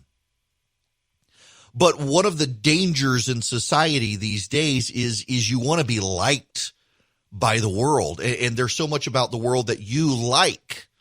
And Scripture, particularly if you're a Christian, the Scripture is very upfront that the things of the world hate the things of God. And if you're of God, the things of the world aren't gonna like you. Jesus said you can have the house and you can have the wealth and you can have the great job, but you're gonna get persecution too if you follow him. And there are a lot of people who don't want the persecution, and so they're willing to abandon the truth and live the lie to avoid the bad things that might happen. And this very much gets back to the whole idea of conspiracy, of you abandon reality, you abandon the recognition of your role in the world, or you make simple things complex to be able to come up with solutions that help you sleep well at night, or explain the world in a way that makes more sense to you than the way the world actually works, or actually allows you to absolve yourself of problems. I mean, this is the way the whole world works. I worry about this with my kids, and my friends worry about it with their kids, who we live in a world that is so focused on celebrity culture and so focused on society and culture and cultural engagement in the world. And do my kids give up eternity to be liked by the world? Do my kids give up eternity because they want to find a home in this world that precludes them from finding a home in the next? And it's something, and I'm bad about engaging on this issue. I don't know that I know how, which is kind of funny, being someone who's gone to seminary. And it's something that I think all of us have a hard time in personal relationships engaging with at a level that frankly is an off-putting, because I encounter people sometimes who it's genuinely off-putting to me. I love Jesus, but not every conversation has to be about him. Yeah, let that sink in for a minute. And not every conversation has to be about Jesus. Not every conversation has to be about your faith. And you know the people, you encounter them, and everything has to be a sign of the end times. Everything has to be placed into that worldview, where you may innately have the worldview, but you don't want to be the buzzkill at the party. Well, you made guacamole tonight and salsa. How is Jesus glorified by the guacamole? You know the people who do that. I know the people who do that. And it becomes a lure in society to draw your kids in particular. And I say all the time to people my age, so I'm in my mid 40s now. I'm 45 now. I just turned 45, and tell people all the time my age that the world by and large, they're done with us. You can't teach an old dog new tricks. And while I may be decisively now middle age, the reality is that they're way more interested. The world is way more interested in your kids and corrupting your kids, and that's why social media becomes such a hard thing, because your kids go on social media and they see these people, YouTubers, the influence of YouTubers. You got a million followers on YouTube, and you've got a fancy car and you're making nice money and you're 21 years old, or you're on TikTok and you're 15 and you've got makeup companies sending you makeup, and you're globally famous as a 15-year-old because you're an influencer on TikTok or Instagram or wherever. And your kid looks, I can't tell you the number of kids I know who now have their own YouTube accounts, because everybody else has a YouTube account, and look at the influencers, and this is the way to make money these days. Here's one of the dirty little secrets of that, by the way. If your kid is one of those kids, you don't own it. Tomorrow, YouTube could change their algorithm and you're toast. TikTok could go away tomorrow and you're toast. You haven't invented your platform by which you become world renowned. You've latched onto someone else's idea and made yourself famous, and to a degree you are beholden to that platform. And occasionally you can break free of it and go elsewhere. But ultimately, how many of those people have given up the eternal for the temporary? How many of those people have given up their faith and their ability to witness for something else? So there's a gamer my son likes, called Ninja, and there are Ninja products everywhere. Ninja, apparently he's not the greatest gamer, but he's amazing to watch, and he's very entertaining, and he switched from one platform to another and had the audacity to come out as pro-life. And it was a bold hit in a world that devalues life for him to come out. And it claimed I believe he was adopted or he was nearly aborted. And so he's pro-life, and to talk about that. And it was amazing. And the kid was so famous, is so famous. and so well branded, it was really hard to blackball him. He got to a point where it was very hard to blackball him. And it was amazing how the media just shut the story down. We're not going to run a story about this, no. And so there was buzz among pro-lifers that this kid turns out to be pro-life, but it just completely went out of the media. And otherwise, if you're a conservative like with me, if I got a skeleton in my closet, one day it's going to come out and they're going to try to use it to destroy me. Because one, I talk about Jesus, and two, I'm a conservative, and you can't have those combos. So how much are you playing for the crowd now versus how much are you playing for eternity? I try to be very upfront with everybody at the risk of my audience. Listen, it was very dangerous of me in 2016 to come out and say I wasn't going to support Donald Trump for his election in 2016. We actually had people show up at our house to threaten us. But I still believe character counts. And then I actually thought, what we would get from his administration would actually be pretty to the left of where it actually is. I've been pleasantly surprised with what we've gotten with him. There are a lot of days I wake up these days thinking, well, why even bother? If I go vote, I'll vote for him over the left. But I mean, there are some days I wonder, why do I even bother? I thought deficits in the debt actually counted. I thought small government mattered. But you see, you got to be careful saying these things because some of you, oh well, he's gone side, he's on the left. I'm really stunned by people who've never participated in politics who suddenly think that I'm on the left because I don't agree with them on their pet issue that they've decided they're conservative on. And I'm like, what have you done for the conservative movement? What have you done to get people elected? What have you done to help the cause? But no. You'd be amazed the number of people who also want to take shots at other people to try to build their own platform. And that's why, one, you've got to be grounded. You absolutely need to be a grounded person. And that's why conspiracy theories upend your grounding and detach you from reality. When you buy the conspiracy theory, it's harder to be grounded when you're not living in the real world. You're not living in a reality-based community anymore. But I also do think you got to have a faith component in your life. You got to be connected to something greater than yourself. And unfortunately, for too many people, politics is becoming that thing that's greater than them. You got a lot of cultural Christians out there who say they believe in Jesus, and on Sunday they're on their bass boat fishing, and they're as involved in politics as much their religion as the left. And we see that where everything has become political these days. It drives me crazy, the amount of stuff that's political. I don't have time in my life to figure out what restaurant or product I need to boycott because they're not sufficiently woke or sufficiently conservative. There are now apps you can get, believe it or not, for people on the left that tell you whether or not a product is woke. I wish I was making that up, but you can go to a grocery store and you can buy an app that tells you shouldn't buy this product because the owner of the company might have donated to a Republican or might be pro-life. That is religious zealotry. And it is transcending into politics these days on both sides, and it's sad to see. And well, as much as I got to do a better job with my kids and really try to help all of us focus on the things that really do matter. And there's a lot of crap out there these days that does not matter, that people are obsessed with. And ultimately, I think if we keep saying that this is the last election or America is over, ultimately the election ceased to matter as well. Because I was told last time definitively that was the last election or America was over. And before that, I was told that in 2012 it was the last election or America was over. And America seems to keep going on. It's just the political rhetoric just keeps amping up more insanely every single year. All right, let's be honest. Are you considering homeschooling your kids? Are you? This is becoming a sore spot with more and more friends of ours. School options just looking bleak for everybody. I see that the Babylon Bee has a story. Let me pull this up. The headline: homeschoolers to continue quarantining themselves from everything like always. The nation's homeschoolers announced their plan to continue quarantining themselves from coronavirus, social interaction, pop culture, and everything else Tuesday morning. While the rest of the nation scrambled to quarantine themselves from the spread of the virus, homeschoolers were already prepared, having previously walled themselves off from the world. A quarantine? No problem, said Jen Paulson, homeschooling mother from Western Pennsylvania. We're on it. Homeschoolers stockpiled things like young earth science textbooks, Greek workbooks, classic movies, and classical works of literature and Bibles. They also rushed local stores to buy a bunch of toilet paper, but just so they could use the cardboard rolls for crafts.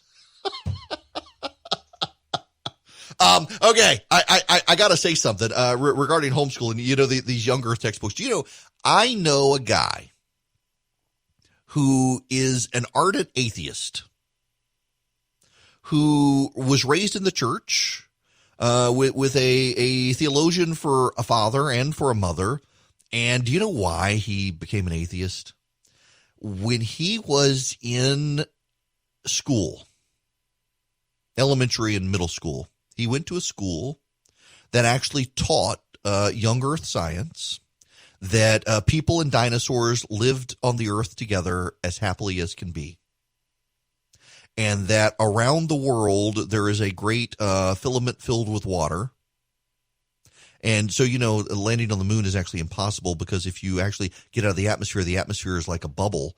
And if you were to go through the atmosphere, you would pop it and it would pour down the water from the firmament above and flood the earth again, just like in Noah's day. So it really, space travel is impossible. And he grew up believing this, and then transferred into a public high school and was ridiculed, was the butt of jokes, was embarrassed that he'd ever believed these sorts of things. And fundamentally, he tried to go the religious route, actually wanted to become a pastor, and is now a committed atheist. And a lot of it is shame. And, this is one thing I think that religious parents get so wrong, is walling their kid off from the world completely. This idea of, let's take the idea that the universe is filled with water, actually. So space travel is impossible. If you actually read the Genesis account, the sun, the moon, and the planets are within that area where it is waterless. It is the firmament is on the outside of it. So space travel is real possible if you actually carefully read it. But apparently there are people who believe the whole universe is filled up with water. And who cares what science says? Science is wrong. The Bible says, and it's a misreading of the Bible. And then you get the kids who believe that, mankind roamed the earth with the dinosaurs, and then they get out into the world and they get ridiculed for their beliefs and they turn hostile to their faith. Balancing that out is something you got to be careful with. And there's a lot of good homeschool curriculum out there. And homeschoolers get bad jokes. And a lot of it, I gotta believe, this isn't a conspiracy, folks, but there actually is teachers unions in this country that really hate homeschooling because, one, it deprives schools of funding. When your kid doesn't go to school, your school doesn't get as much funding because the kid stays home. But also, they're not able to indoctrinate the kids in what they want. And how dare parents be able to raise their kids in their religious faith? And man, the hostility for homeschooling is only going to grow as more people decide to do it because of the virus. Teachers unions are going to demand union dues from homeschool parents again. They just can't help themselves. I mean, they really can't help themselves. Welcome. It's Eric Erickson here. The phone number, if you want to be a part of the program, 877-97-ERIC, 877-973-7425. So my show has completely gone off the rails today. Nothing that I said I was going to talk about in my show notes I've actually talked about. I had Charlie cut up all this audio for me today, and I've barely played any of it. We'll get to some of it, including Herschel Walker's comments on Black Lives Matter. We'll get there, but completely off the rails. Nothing I intended to talk about I've talked about, except conspiracy theories. I did get to conspiracy theories, and one of the things I said, my public conspiracy theory, the conspiracy theory I'm willing to admit that I have, and I don't really think it's conspiracy theory, and neither do you. You know it's true, too, is that the Chinese have sympathetic American journalists working in newsrooms on their behalf, and some of them are on the payroll. I guarantee you that if we ever were to defeat the communist Chinese and get into their secure archives, much like we did with the Soviets, we would find that there are American journalists getting paychecks from China under the table. I guarantee you that's happening. But whether they're paid or not, there are certainly those who are sympathetic to China who are willing to push Chinese propaganda in American media outlets. And so I said that in the last hour, and then here comes this from the Washington Post. I had not seen it before I said that. And a friend of mine who's listening to the program sent it to me. Sure enough, here is the headline today in the Washington Post. This is not an opinion piece, mind you. This is not an opinion piece. This is an actual news story. The headline: Trump views China's Communist Party as a threat. Young Chinese see it as a ticket to a better future.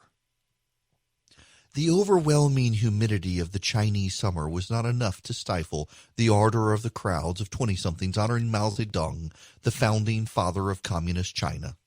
Some took fairground-style miniature trains, while others ran 3 miles through the heat to reach the giant statue of a young Mao, China's equivalent of Mount Rushmore, staring out over the Jiangning River. My grandmother was so happy when she knew that I was coming to Changsha, said Shi Yuzin, a 22-year-old student in Beijing, as she jostled on a recent day for the perfect selfie with the great helmsman. She told me, "You must go visit Chairman Mao." Nearby, sweaty recruits from the 23rd Metallurgical Construction Group, part of a state-owned construction and mining firm, gathered to recite one of Mao's poems, Changsha. I ask, on this boundless land, who rules over man's destiny? They shouted in unison. The answer is the Chinese Communist Party. After 7 decades in power, the ruling party has faced potentially existential challenges over the past year, from pro-democracy protests in Hong Kong and an economic slowdown to a devastating coronavirus and most recently, once-in-a-generation floods that have wreaked destruction across central China. But far from diminishing its stature at home, as some in the Trump administration appear to believe, the party's response to some of these crises has helped solidify the support of existing and aspiring members, or at least neutralize grumbling. Chinese who were complaining in February about the party's coronavirus cover-up reflect more positively on their experience now that they can see, through the American example, how much worse it could have been. It's strange to think of the Communist Party as weaker, because all of us feel that our country and our party has grown stronger in the face of this epidemic, says Xi, who was dressed more like a pop star than a propaganda star. Like her father, she joined the party at age 20. Good Lord. I mean, these people carrying water for the Chinese communists. I'm telling you.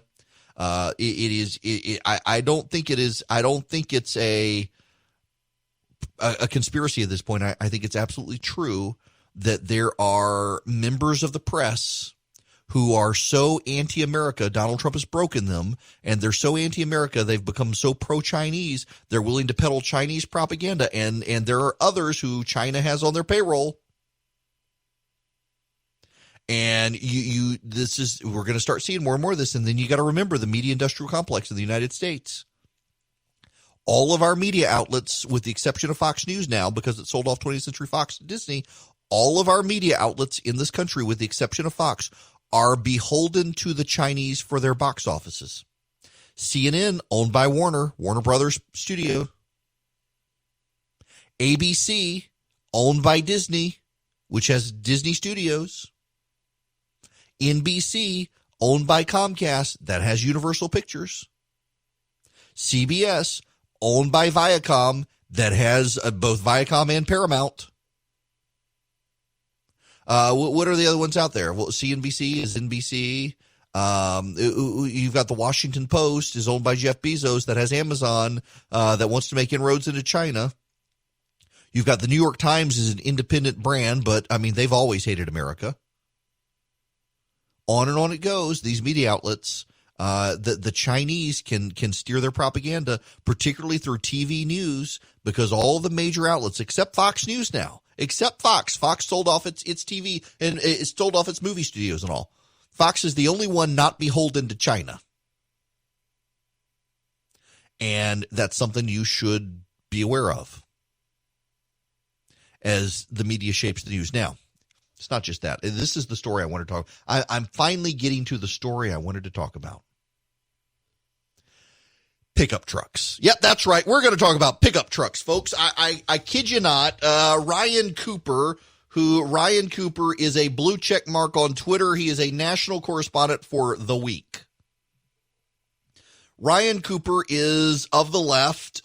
He writes for The Week, which is a national publication. He is clearly of the left, and he is incensed by this article in the Wall Street Journal. Let me read you the headline. Pickup trucks are getting huge. Got a problem with that? This is by Dan Neal. A few months ago, on an ordinary day in an unremarkable Costco parking lot, I was nearly squashed by an unusually large pickup. Thank God I was wearing a mask. Okay, that's a good line. As the chrome grill closed on me like a man-eating Norelco shaver, time slowed. It seemed I was watching myself from afar, being nimble for a man my age, darting from the path of a towering limousine black pickup with temporary plates whose driver barely checked his pace. Jerk. What the hell was that thing? A 2020 GMC Sierra HD Denali? It was huge. The domed hood was at forehead level. The paramedics would have had to extract me from the grill with a spray hose like Randall Jarrell's ball turret gunner. He didn't even see me. Later, I returned to my car. I noticed something. The parking lot was dotted with similarly enormous luxury pickups. Many new, many taking up 2 spaces. Ram, Ford, Chevy, GMC. They stood out like Percherons in a herd of Shetland ponies. What is going on? How did pickups get so big? And why are XL-size pickups so big now? I know pickup trucks at Costco film at 11, except that in April, U.S. sales of pickups surpassed automobiles for the first time ever. 112 years, give or take. Trucks and truck-based sport utilities now account for 70% of new vehicles sold in the U.S. How we came to be pickup nation is a longer story. Cheap gas, the chicken tax, IRS Section 179, marketing. But this year, to help move the tin during the pandemic, U.S. automakers laid out a bounty of discounts and cheap financing, including 0% interest for 84 months and deferred payment plans. Pickups, without a doubt, benefited from the great deals, said Mark Shermer, spokesperson for market service providers Cox Automotive. And the deals were particularly great for consumers buying expensive vehicles. The data shows these incentives also juiced a boomlet in XL-sized heavy-duty pickups, otherwise known as 3/4-ton and 1-ton pickups for private use. That's right, Gucci Cowboys, historically aimed at commercial customers, sole proprietors, horse haulers, and mega RVers. Heavy-duty pickups are stronger and taller than ordinary half-ton trucks with cabs mounted high above reinforced frame rails and heavy, long-travel suspensions. But HD trucks have evolved in the past decade, irradiated with the same prestige luxury rays as light-duty trucks. There you go. They're too big. Well, this has caused a meltdown by some members of the media, led by Ryan Cooper of The Week. Let me read you some of his Twitter. It is glorious. I hope you're sitting down. You will laugh and laugh as I have laughed. Here thus begins his Twitter thread. Sales of mega pickups, which have basically been deliberately designed to intimidate and kill pedestrians, are booming. The trend of 6-foot grills that create massive blind spots and pull people under to be crushed when they're hit is 100% a marketing gimmick. Hundreds of conservatives here doing their best to demonstrate that, yes, huge trucks are about postmodern culture war signaling and unsubtle Freudian neurosis. A light truck can be a useful tool. I've owned one myself. Making the grill 6 feet high so you can't see if you're running over your kids does not make it more useful. It does the opposite.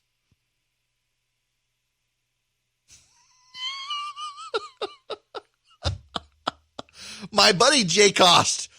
Let me read you the opening tweet again from Ryan Cooper. Sales of mega pickups, which have basically been deliberately designed to intimidate and kill pedestrians, are booming. My buddy Jay Cost, he says, basically, the word basically in your tweet is doing more work in that sentence than Atlas carrying the world. I mean, this guy is, just safety conscious suburban moms are going to be driving dragline excavators in 10 years. Oh my gosh. Okay, listen. Can we just, for starters, let's clear the air here. If you have a giant pickup truck, learn to park it in a single spot, please, because this is a thing. I can't tell you the number of times I just for reference, so that I understand. I have a 2019 Yukon Denali. It is massive and it's black and it's shiny, and those slow pokes from Florida in the left lane, I can get right up behind them and scare the bejesus out of them, and they get out of the left lane. That's why all these people have big pickup trucks, because you want the big pickup truck because you got the slow poke from Florida who comes up 75 and won't get out of the left lane, which is for people to pass. And so you got to get right up behind him and tailgate him to intimidate him to get him over. Let's just be honest here. That is one of the reasons that you have a big pickup truck, is because you have the slowpoke from either DeKalb County or Florida, who Duval County. It is always, I don't know why it is Duval County, but it is Duval County, Florida, and they come up the interstate on 75 doing 45 in the left lane, and you're not allowed to kill them. And so you have to intimidate them to get them over into the right lane. I personally prefer a law that allows us to have missile launchers to kill the slowpokes in the left lane, because it is a crime against humanity. You are slowing down all the traffic. The other day, I had to go up. I had to go up to Atlanta from my house in Macon, and there was a person in the left lane, and I am not exaggerating when I say there were 10 cars behind that person, and there were 10 cars because 18-wheelers were in the middle and the right lane. And clearly this person did not want to be in one of those lanes behind one of those. And so they decided to drive at the exact same speed as the 18-wheeler they were next to, with everyone lined up behind them, and people couldn't get around. And you could see when you were coming up the hill, the car that was tailgating him behind him was moving back and forth into the emergency lane and back to try to get the guy's attention to step on your gas and get around the freaking 18-wheeler. And he wouldn't do it. And we were all insane. As a result, I mean, these idiots, and sure enough, the punchline, we got up to, it was a Prius, and it was from Florida. And all you want to do is you want to run that person off the road. And all you can think is I'll go to jail for killing the guy, but maybe the jury will understand. So you gotta have a big car when you live in Georgia to get in the left lane behind these idiots from Florida who don't understand that the left lane is for passing or for moving at a high rate of speed. But more than that, you also need the big truck because RVing is a thing. You can't go to the beach. The press is, you're not allowed to go to the beach anymore. Yeah, and you can't go to a hotel anymore. So you got to have an RV. You got to go to the woods. You got to keep away from everyone. So you need a big truck to haul it. And they're trying to shame you people for doing that. The level of tone deafness here. If the media, the liberals in the media, could set public policy, we would all have unicycles and 1.25 children. And that's it. And probably hemorrhoids too. If the left and the media got to set the example and set social policy, this is what we would have. They want to shame you for driving a car of your choice. If you can afford it, God bless you. I want an Aston Martin myself. One day when this show gets into syndication, I'll have a NetJet subscription and an Aston Martin. One day when I win the lottery or this show gets into wider syndication. But still, the entire meltdown from people for driving a big vehicle. People on the left, they don't like that you get the choice to do that. They want you to do whatever you want to do in life as long as you have their permission. And they don't come to Georgia, where we have people from Florida driving 45 in the left lane, and we got to have a big truck to run them over. This hour of this here program is brought to you by Dynamic Money. Let me tell you real quick about Dynamic Money. I actually use Dynamic Money as my financial planner. They manage my 401k. But more than that, they're kind of primary care physicians for your finances. They don't sell you anything. They're not commission-based. They're fee only.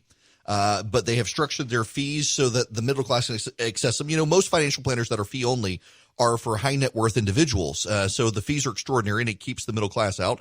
Dynamic Money is actually designed for the middle class to get you comprehensive financial assessment, analysis, and help in a way that you otherwise couldn't afford. And normally, if you're in the middle class, you got to go to a financial planning firm that's commissions based, and so they want to sell you life insurance, or they want to sell you an annuity, or they want to take a commission on refinancing your house. No commissions at Dynamic Money, just honest advice to help you with your finances. They will help you with your 401k. They can manage your 401k. If they do manage your 401k, they do get a fee for that, like anyone else who would manage your 401k. It's standard fee.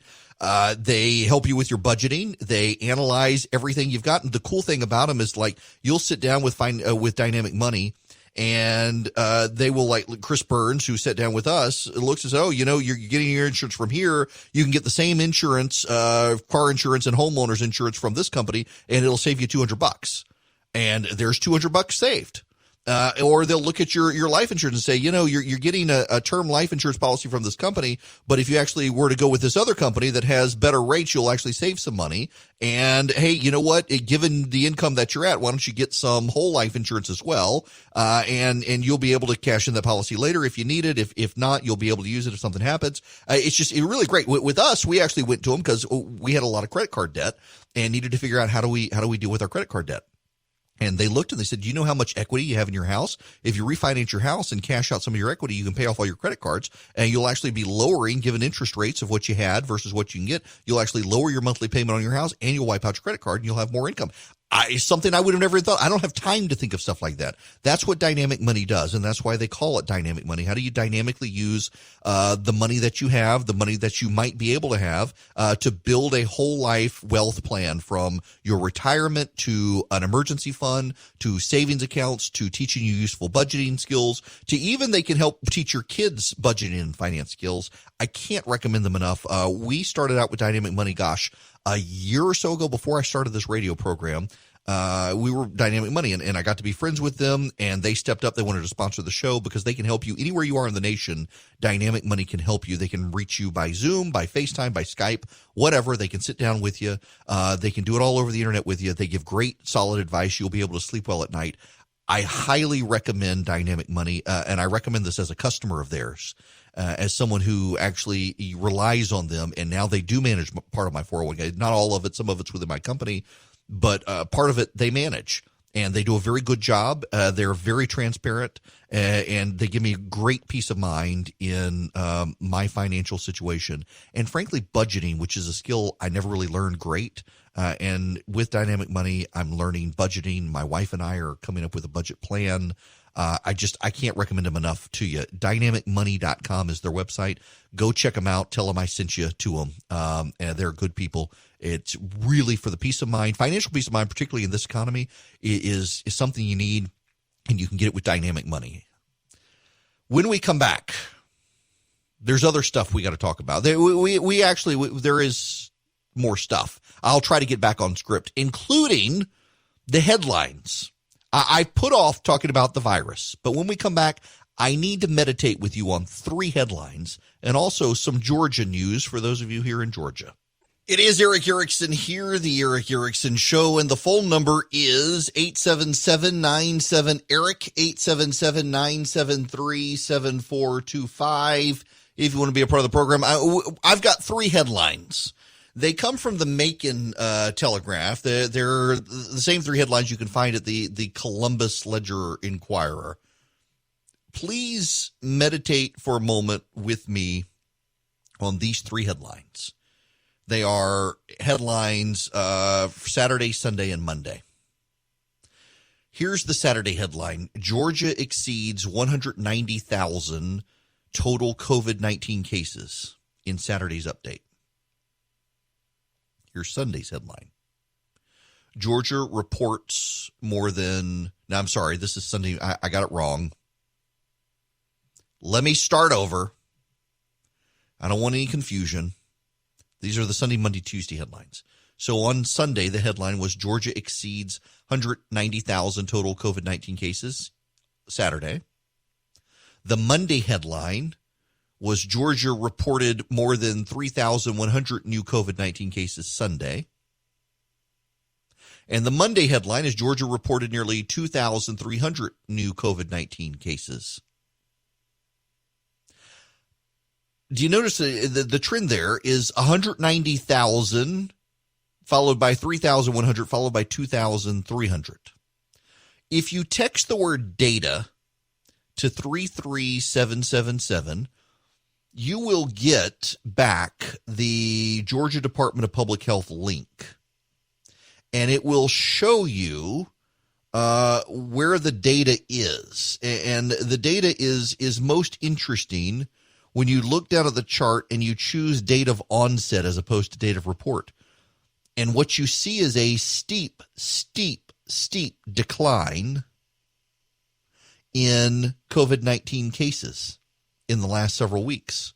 The high was July 6th, 5,605 cases. When you get to yesterday, which was the 3rd, well, the chart falls off on the 3rd. Let's go to July 31st. You get 1,157. When you get to the 14-day window for the 7-day moving average, you get to 3,266. So you got 5,605 cases on July 6th. And when you get to the outer edge of the 7-day moving average, you get 3,266. And now, in fact, you get 2,300 cases. Now, the weekend case count tends to be a little lower, so it'll go back up a little bit, but we're seeing a dramatic fall off. I don't think it is helpful for the media to fixate at this point on cumulative cases, nationwide or by state. It doesn't really help people to know there are 190,000 total COVID-19 cases in Georgia, which is the headline from Sunday about Saturday's data. What's actually helpful is to show that the trend is going down. From a few weeks ago, there were over 5,000 cases to just yesterday, 2,300 cases. There's a clear progression in a reduction of the virus. We do not know if the virus will go back up. We do not know if cases will spread again. There are a lot of people who are concerned about what happened in Israel. Israel went back to school. Well, now we actually have data on what happened in Israel. It turns out that in Israel, when they sent kids back to school, you know, all the stories about major viral explosion in Israel when they sent kids back to school.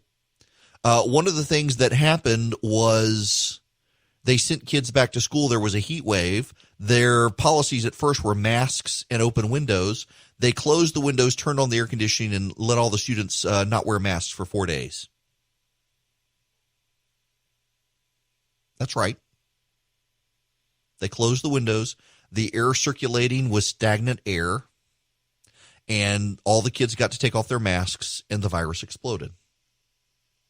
You know, here in Middle Georgia, there are growing parental concerns in some of the private schools because many of the private schools, our kids' schools actually being very proactive, kindergarten through 12th grade, but a lot of the private schools in Middle Georgia got together and came up with a standard plan for reopening and unfortunately left elementary school out of it because the data at the time was that elementary school kids aren't vectors for the disease. And the problem is we are now August 4th. We are really 7 months into learning about the virus. It is new to us, and the data is changing, and we now know that elementary school kids actually can get the virus. And they typically get milder cases of the virus if they get it, but they're also vectors for spread. We saw this now in Israel. We've seen this now in Ireland. And we've seen this now at the YMCA camp at Lake Burton. We do not know yet how many parents of elementary-aged kids at that Lake Burton camp got the virus from their kids, but there are now reports that some of the parents did. So you can see that having a plan to reopen your school that doesn't contemplate doing anything different for your elementary school students is going to be a problem. I have spent way too much time on school openings. I don't really want to spend a ton of time on it again. I feel like I'm a broken record. When I get tired of a topic, I figure y'all are tired of a topic. But I do think it is worth reiterating very briefly that there are ways to open schools. It needs to be data and science driven. And every single school that's opening needs to have better sanitation protocols.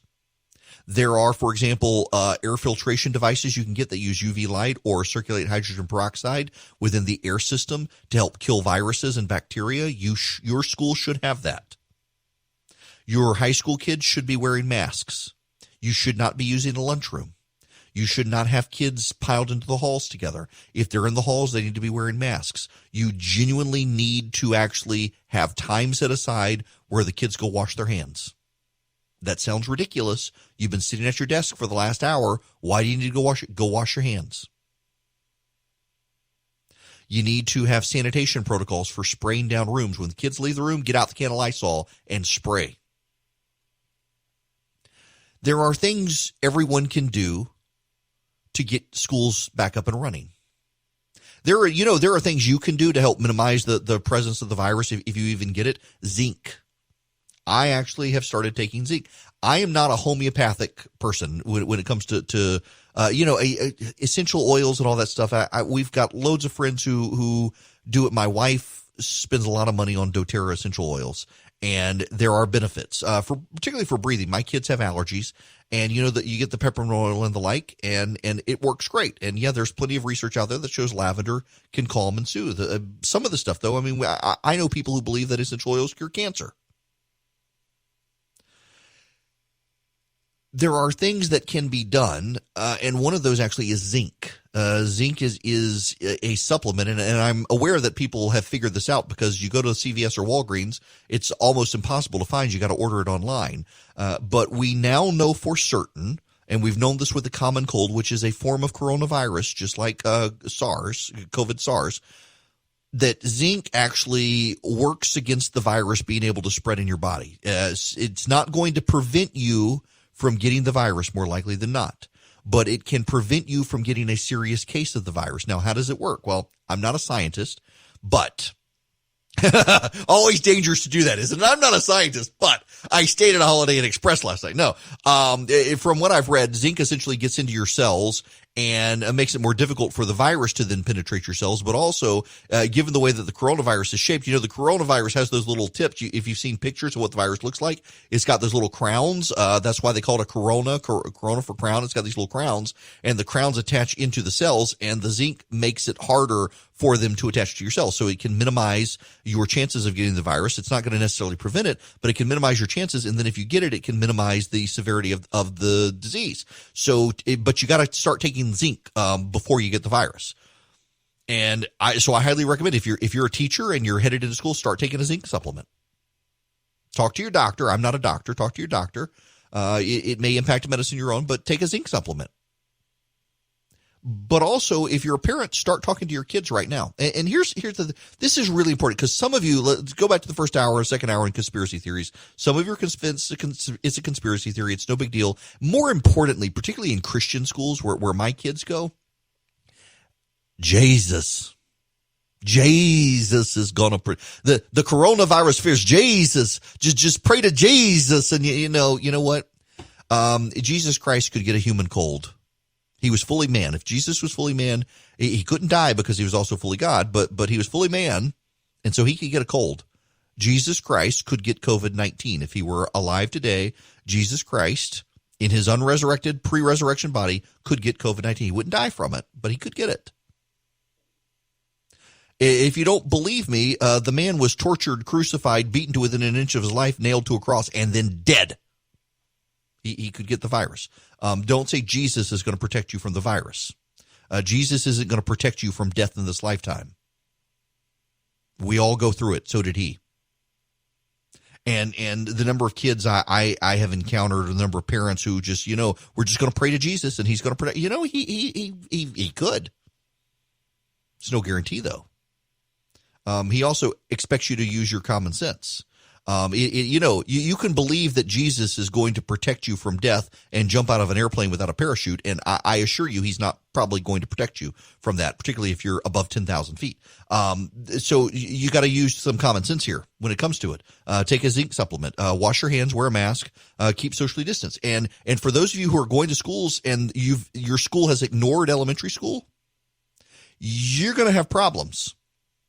And I need to be genuinely sincere with you because I do try to keep up on the data for everyone else. If you're going to a school and your school has decided, well, the research says elementary school age kids aren't vectors for the virus, therefore we're not really contemplating making them wear masks or reducing the number of kids in a classroom or making them be socially distanced or keeping them in their rooms for lunchtime, your school is going to be a vector for the virus because we now have updated research over the last several months that shows, in fact, our initial assumptions on this as well were not true. Kids can get it and kids can spread it. When kids get it, they tend to have a more mild case, but that doesn't prevent them from having a mild case being a spreader of the disease. It is less likely, but it is also possible. So you need to remember that as someone who's working in a school. In fact, I was talking to someone yesterday who told me that they're starting to have teachers decide they're not coming back to teach because they are, well, how shall I put this? That they are skeptical of their school's plans. And as a result have decided that they're just not going to go back and teach. They don't want to put their health at risk. Now, on the opposite side of this, you have some teachers unions that have decided to advance their political agendas. I mean, for example, in California, I'm sure you've read, there are teachers unions who say they're not going to have their teachers go back. The teachers unions are going to have the teachers go on strike if the teachers go back to deal with coronavirus and the police are still funded. I wish I was kidding on this, but I'm not. In New York, the New York Times ran a story the other day that there are some teachers unions out there that are saying not only do they not want teachers in the classroom to teach kids, but they don't want virtual learning either. They don't think that the teachers are equipped for virtual learning, so let's just not have education. But listen, let's be honest. When you're a teachers union and you believe that 2 + 2 can equal whatever you want it to, 2 + 2 can equal pumpkin, what's the point of even having a school? Homeschool your kids if you're in a situation like that. I think here in the Erickson household, we're going to attempt to send our kids back to school because we are confident not only that our kids' school has it together, but also will take it seriously. You know, our kids used to go to a private school where they had rules in place and no one ever took them seriously, and it has caused a cascade of problems over time. Our current school, they take everything seriously. I'm worried about having parents in the school who think Jesus is going to protect their kid from the virus while their kid's going out and French kissing COVID patients. I'm worried we may have situations where they just haven't taken it seriously and they could bring the infection in. At some point, is it worth the risk to get your kids back in school and reassociated with people? Yeah, I wonder if it is. We're in a high risk household ourselves. And I'm hoping that given the school that we go to and the people who are in the school and the character of those in the school, that they will actually take it seriously, if not for themselves, for us and for those kids. Where there are a number of kids in the school who they're being raised by their grandparents, and the older you are, the more high risk you are. And so I certainly hope that the people who are at the school, all of them, if not for themselves, even if they think it's if they think it's a media plot to own the president, will at least show some level of respect for the concerns of others and treat it seriously. And I assume that's the case there, but I can't assume it's the case everywhere. You're on your own here, people. You know, if this is going to sound bad when I say it, and I don't mean it to sound bad, but there is something to consider here. One of the things that is happening that I think ultimately will be a net positive from this situation is that more and more people are realizing that they have to do what's in the best interest of their family, and they can't rely on the government. And some of you may want a government to make all the decisions for you, but increasingly people are now having to pay attention to their kids' education. They're having to take their kids' education into their own hands. They're having to take their family's well-being into their own hands. They can't rely on a government to do it. And ultimately, I think long-term, that actually helps. That actually helps us realize that we do not need to be dependent on the government, and often the government is incompetent, and the government is just an organization filled up with sinners just like you and me, and why should we rely on them for the health, safety, and well-being of our family when we can take the matters into our own hands? And whether that means more homeschooling or more discernment in what we do in life, I think ultimately that may be a net positive, one of the few net positives to come out of all of these trying times. Breaking news. I'm sure you need this news. New polling has Joe Biden ahead of Donald Trump by 40 points in California. This is why no one takes polling seriously. Who does anyone remember when George W. Bush's team decided that they were going to try to make a play for California in 2000, and they diverted resources from Florida how did that work out for them? No one takes seriously the idea of Donald Trump is going to win Florida. It's not going to happen. Not Florida, California. So why even bother? It is a waste of polling resources to poll, to think that something like that is going to happen. It's not. By the way, there's just been a massive explosion in Beirut at their port. Now, I realize this doesn't affect many of you or any of you, and you're wondering where the heck is Beirut? Beirut, Lebanon. A massive explosion. I'm watching the mushroom cloud. It is not a nuclear attack, but my goodness, to start with, it almost looked like it. Holy cow, that was a huge explosion, complete with the, oh gosh. Wow. The aftershock there is incredible in these videos that are just starting to come in. I'm not playing them down the line because I haven't vetted them for profanity, mind you, but there's a great big old explosion that happens, and we will learn more on that. Reporters who are in Beirut are starting to tweet out videos of just the damage to their apartments and stuff, and the car alarms going off. We'll keep an eye on this story throughout the day and bring it back up with you tomorrow as is warranted. One thing you need to know if you live in Georgia, Governor Kemp has signed the beer, wine, and liquor delivery law. With the COVID-19 pandemic changing the way we shop, the governor decided Monday he would sign legislation authored by State Representative Brett Harrell. It allows stores and some restaurants to deliver beer, wine, and liquor at home. This is a way to upend regulation, but it's not going to happen. Don't call your local grocery store and ask them to send over a 6-pack of beer today. It's going to be a while. And the reason why is because the tax revenue department has to come up with naturally, they got to come up with the regulations on this. It is the Department of Revenue that oversees alcohol sales and whatnot in Georgia. They've got to come up with regulations to make it happen for home delivery of beer, wine, and liquor.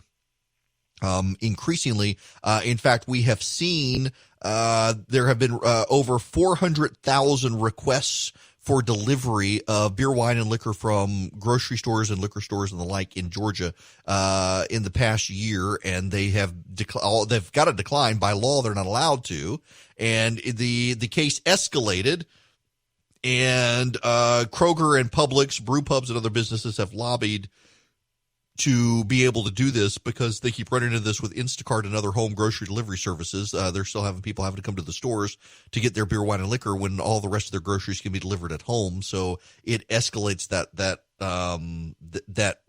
supply and demand issue, which, is good. But you're going to have to wait for the Department of Revenue, and the Department of Revenue in Georgia has a history of trying to sabotage these things through regulation. We will see if the Kemp Department of Revenue behaves any differently from the Nathan Deal Department of Revenue that you will recall tried to sabotage beer breweries selling direct to the public, even after a law was passed allowing them to. We will see if they'll be able to do it. Good news if that's the case in Georgia for people.